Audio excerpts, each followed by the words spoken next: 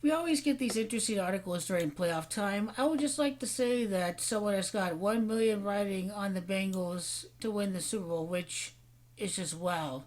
Without winning a playoff game all these years, a quarterback without playoff experience, I mean, these are some pretty long shot odds.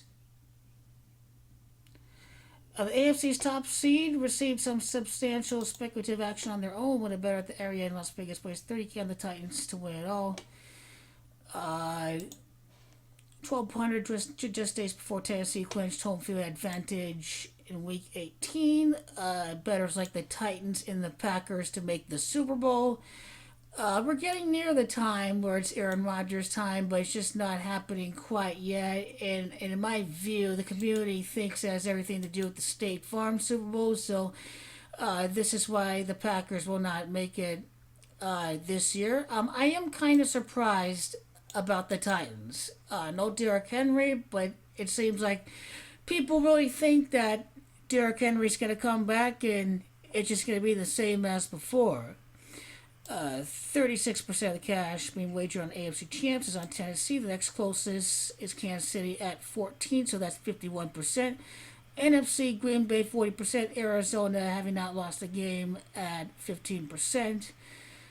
Titans Packers matchup would be a big liability. The storyline for Titans Packers has to do with the fact that Matt LaFleur used to be the offensive coordinator of the Tennessee Titans, so maybe that's what they see in Tennessee. The four most bet teams to win the Super Bowl from the AFC, which is interesting because the AFC, I think, has a winning record, a big winning record, head to head against the NFC this year.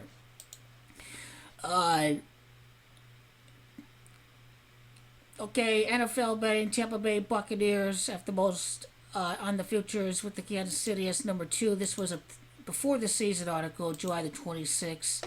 Which brings us to the point of the four most bet teams to win. The Tampa Bay Buccaneers. I think it'll be really good if the Buccaneers are in the Super Bowl to make this very close to happening. Packers, Rams, and Cardinals right up next. Chiefs fifth at 7.9%. So let's just do the numbers. Here we got 10, 9.5. Again, some years it's different. Others, the favorite wins. That's just how betting markets work. And then 8.1, and then 7.9 with the Kansas City Chiefs, and then the Dallas Cowboys at 5.9. So that's around 50% of the handle.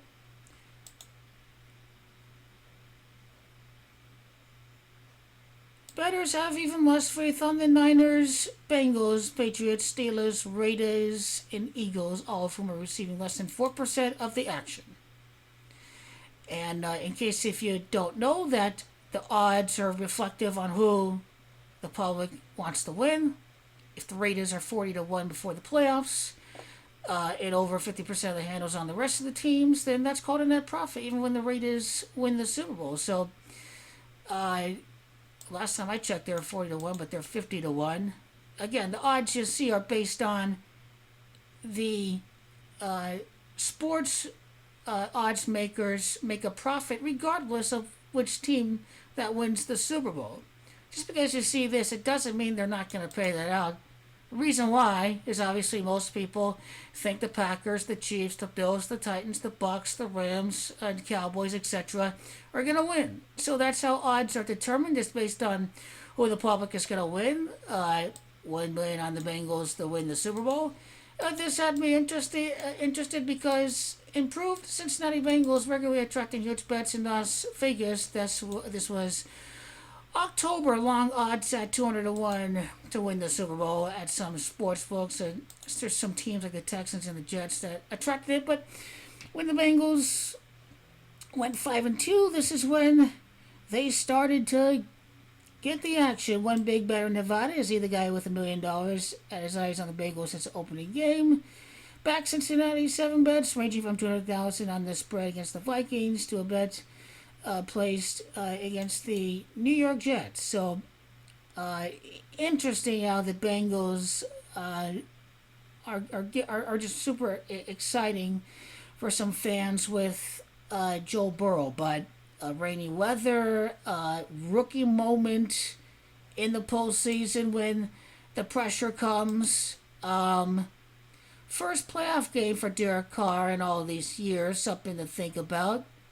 Derek Carr be ready to step it up. But it's the Raiders that are going to win. The Raiders will defeat the Bengals. The curse of Bo Jackson is back. I will be ready to call it the curse of Antonio Brown because that was targeting whereas it was not targeting when Bo Jackson got hurt. It was an unfortunate injury, but it's time for the Bengals to apologize, to make amends to Antonio Brown. That is my opinion because despite his past instances, I think the Bengals need to do the right way and say that, hey, we royally screwed up with Vontaze Burfict attacking Antonio Brown. But sorry, it's all about the Raiders right here this week.